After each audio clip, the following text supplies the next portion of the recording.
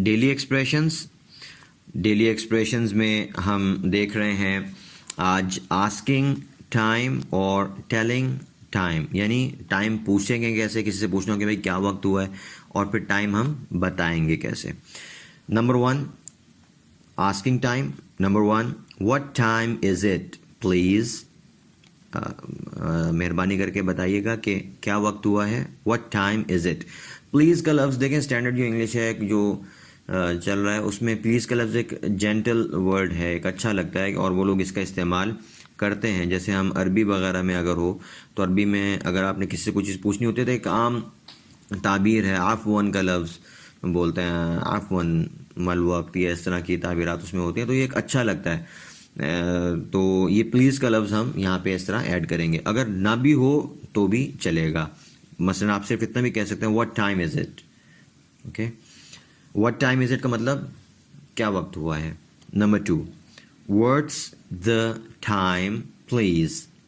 What's the time please, इसका भी मतलब वही है कि क्या वक्त हुआ है।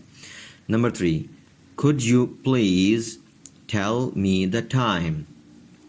could you please tell me the time, या could you tell me the time please, यानी ये प्लीज़ दरमियान में भी आ सकता है, आखिर में भी आ सकता है, दोनों सूरतों में आप बोल सकते हैं। could you please tell me the time का मतलब ये है कि बराए मेहरबानी कि आप मुझे वक्त बता सकते हैं। सही है, तो एक ताबीर है, मकसद वही है कि आप वक्त पूछ रहे हैं। अच्छा, अब टाइम बताने के लिए मुख्तलिफ तरीके हैं, ज़रा उसको देख लें। Number 1 it's 8 o'clock। It's 8 o'clock।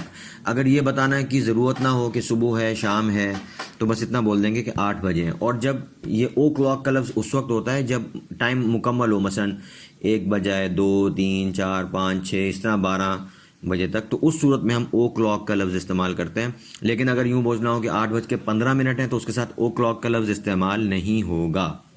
तो ये ज़हन में रखें, जब मतलब घंटा पूरा होता है 8 10 12 वगैरह वगैरह, उस सूरत में हम ओ क्लॉक का लफ्ज़ बोलेंगे।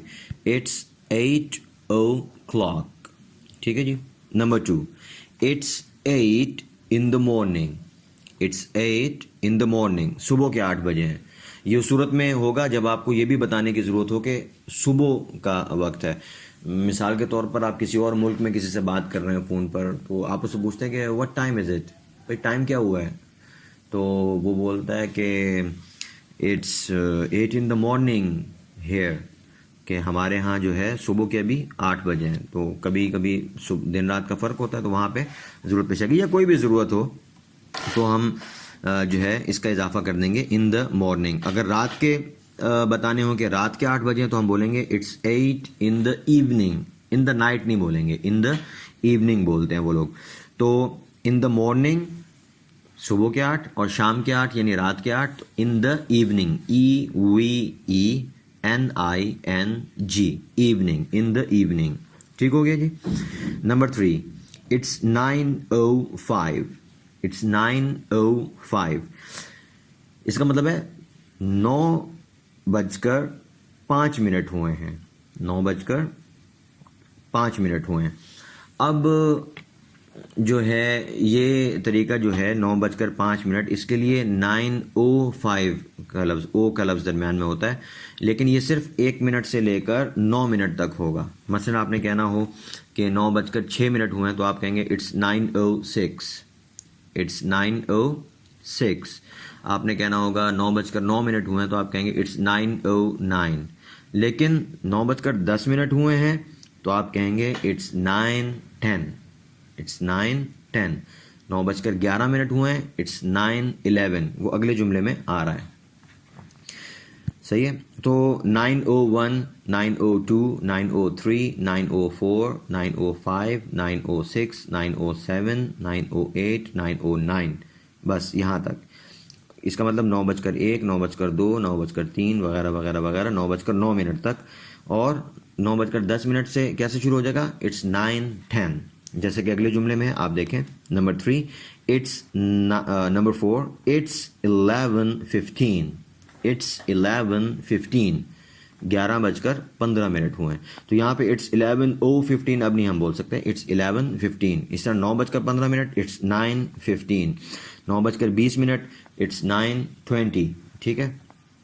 अच्छा, जो पांचवा जुमला है, अब ये जो 15 मिनट है, जैसे देखें हम लोग उर्दू में भी हम यूं भी बोलते हैं कि 9:15 हुए हैं। टाइम क्या हुआ है जी? 9:15। और एक दूसरा तरीका क्या होता है, हम कहते हैं 9:15। तो इंग्लिश में भी सिर्फ आपके पास दो ऑप्शंस हैं, ये 15, फिर 30 मिनट और 45 मिनट। इनके लिए जो है अलग अलग एक ऑप्शन भी होता है। अब हम उसकी तरफ जा रहे हैं। तो चौथा जो हमने पढ़ा, हमने क्या कहा कि अगर 11:15 हों, 11:15 हों, तो हम उसको 11:15 भी बोल सकते हैं, 11:15 भी बोल सकते हैं और 11:15 भी बोल सकते हैं ना उर्दू में। तो इंग्लिश में हमारे पास दो ताबीरात हैं। नंबर 1 जो हमने चौथे नंबर पे पढ़ी, इट्स 11:15, इट्स 11:15। और दूसरा इसी को हम कैसे बोल सकते हैं, इट्स 11:15, इट्स 11:15। सही है। तो क्वार्टर पास्ट का क्या मतलब होगा कि 11:15। सही है। अगर आप बोलेंगे इट्स, जैसे हमने मिसाल के तौर पर 11:10 है, हम यूं बोलना चाहते हैं, तो हम बोलेंगे इट्स 11:10। सही है, 11:10 हुए, 11:10।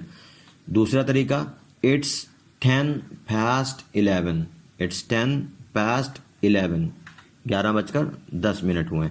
इस तरह 11:15 हुए, इट्स 11:15। ठीक हो गया। 11:30 हुए हैं, इट्स 11:30। ठीक। तो 10 मिनट से लेकर 30 मिनट तक नॉर्मली हमारे पास क्या ऑप्शन होता है, हम पास्ट का लफ्ज लाते हैं, पहले मिनट बताते हैं, फिर घंटा। सही है। मसलन 11:20 हुए हैं, तो हम 20 मिनट का पहले जिक्र करेंगे और 11 का बाद में जिक्र करेंगे और दरमियान में पास्ट का लफ्ज लगाएंगे। हम बोलेंगे इट्स 20:11, 11:20 हुए हैं, पहले मिनट फिर घंटा और दरमियान में पास्ट का लफ्ज होगा। शुरू में हम इट्स बोलेंगे, इट्स, फिर मिनट, फिर पास्ट और उसके बाद घंटा। अब हमने बोलना हो 6:25 हुए हैं, तो हम बोलेंगे इट्स 25:06, इट्स 25:06। ठीक है। तो ये जो पांचवी ताबीर देखें, इट्स 10 या इट्स क्वार्टर या इट्स हाफ, पास्ट 9, ये पास्ट 9 जो है ये सबके साथ लगेगा। मसलन ये यूं जुमले बनेंगे, इट्स 10:09, यानी 9:10 हुए हैं। जो पहले वाला अदद है, जब पास्ट के हम ताबीर इस्तेमाल करते हैं तो ये पहले वाला अदद होता है वो मिनट्स के लिए होता है और दूसरे वाला घंटों के लिए। तो हम बोलेंगे 9:10 हुए हैं, इट्स 9:15, 9:15 हुए हैं या 9:15 हुए हैं। इट्स 9:30, 9:30 हुए हैं या 9:30 हुए हैं। तो ये जो 9:30 है, इसको हम इट्स 9:30 इस तरह भी बोल सकते हैं। सही है। तो गोया कि अब एक मरतबा मैं शुरू से दोबारा हल्का सा खुलासा बताता हूँ। अगर आपने घंटे के साथ मिनट्स बताने हैं तो 1 से लेकर 9 तक हम जो मिनट बताएंगे, पहले हम घंटा बोलेंगे, उसके बाद ओ का लफ्ज़ आएगा, फिर मिनट आएगा। मसलन 6:01, इट्स 6:01, 6:02, इट्स 6:02। तो यहाँ पर पहले घंटा, फिर मिनट और दरमियान में ओ। 9 तक ऐसा होगा। 10 से कैसे शुरू हो जाएगा, या तो दो ऑप्शन है, या तो आप यूं बोलेंगे इट्स 9:10, यानी दरमियान में से ओ का लफ्ज खत्म हो जाएगा, 9:10 की बजाय सिर्फ 9:10। ठीक हो गया। या दूसरा ऑप्शन हमारे पास क्या है कि हम मिनट पहले ले आए, घंटा बाद में और दरमियान में पास्ट का लफ्ज लगा दें। हम बोलेंगे इट्स 10:09, 9:10 हुए हैं। ठीक हो गया जी।